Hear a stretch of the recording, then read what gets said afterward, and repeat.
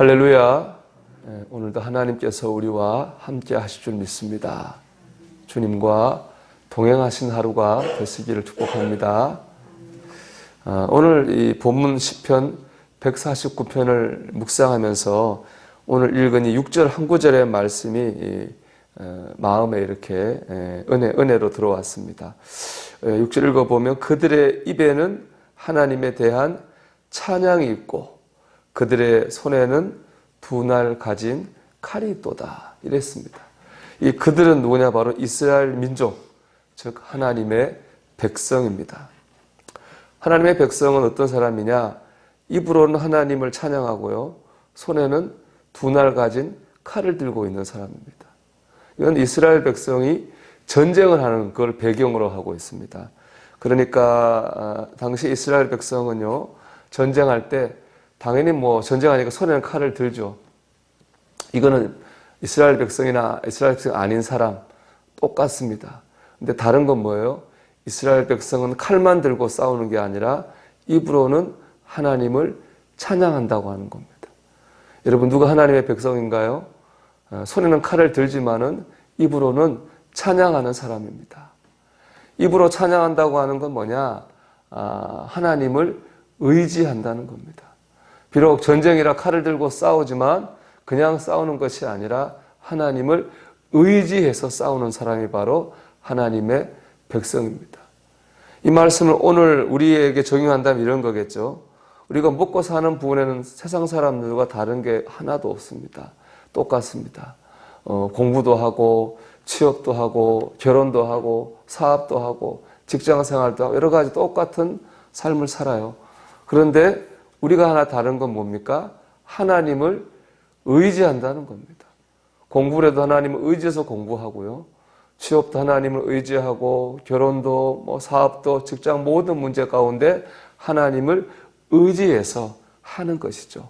그것이 바로 우리와 세상 사람들이 다른 것입니다. 우리는 한 손에는 칼을 들었지만 입으로는 찬양하는 이스라엘 백성처럼 우리가 열심히 살아야 되지만 또 동시에 하나님 의지해서 열심히 살아야 될 줄로 믿습니다.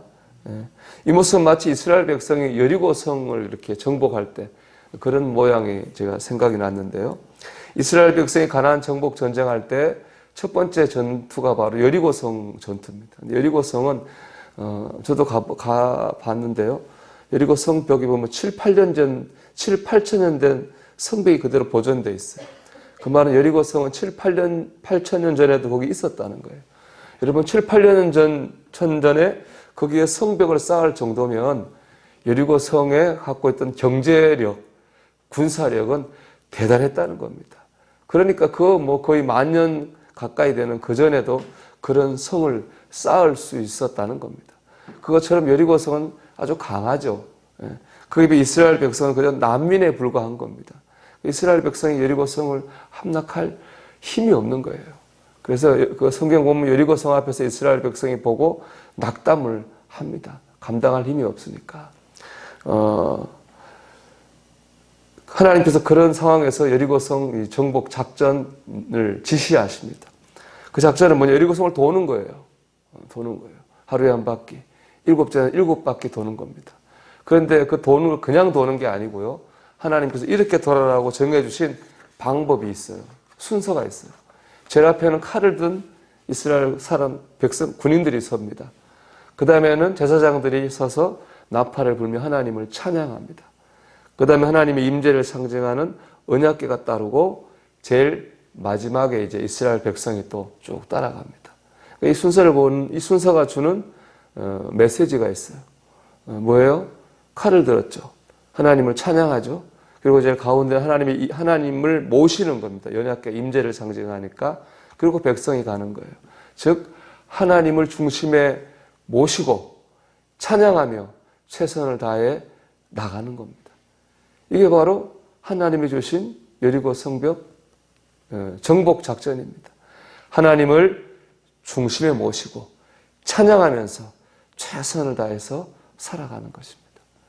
오늘 우리의 여리고성을 무너뜨리는 방법도 이와 같습니다. 우리가 어떤 문제를 만났든지 어떤 어려움을 만났든지 간에 하나님을 중심에 모시고 하나님을 찬양하며 우리가 오늘 하루도 최선을 다해 살아가게 될 때에 때가 되면 여리고성이 무너지는 역사를 경험하게 될 줄로 믿습니다. 여러분, 우리가 오늘 하루 그런 하나님을 중심에 모시고 찬양하고 최선을 다하는 이 삶을 살기를 바랍니다. 근데 여리고성을 하나님이 무너뜨리라 말씀하실 때 주신 중요한 하나의 명령이 있어요. 그건 뭐냐? 침묵입니다. 말하지 않는 거예요. 여호수아 6장 10절에 이렇게 말씀하고 있는데요. 여호수아가 백성에게 명령하여 이르되 너희는 외치지 말며 너희 음성을 들리게 하지 말며 너희 입에서 아무 말도 내지 말라. 이렇게 말씀하세요. 찬양하는 것 말고는 하나님이 하라고 하신 말 외에는 말하지 말라는 거예요. 침묵하라는 겁니다. 여리고성 앞에 서면, 그런 문제 앞에 서면 당연히 나오는 말들이 있겠죠. 부정적인 말, 불평하는 말, 서로를 탓하거나 공격하는 말, 그런 인간적인 말들이 나올 수 있습니다. 하나님은 그런 말을 못하게 하셨어요. 오직 찬양하게 하셨습니다. 죽겠다, 못 살겠다, 누구 때문에 이런다, 휴, 한숨, 이런 거 하지 말라는 거예요. 그런 거 하지 말고 하나님을 찬양하고 아멘 하라는 겁니다. 그럴 때는 힘을 내서 문제를 이겨낼 수 있습니다.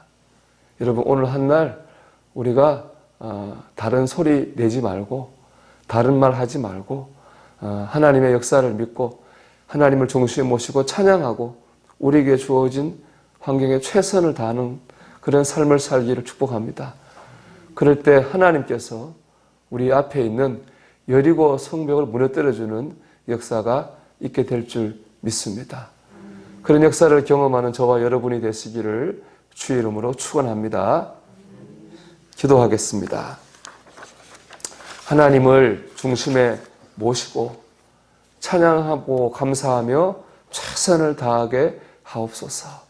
오늘 기도의 제목입니다. 기도합니다.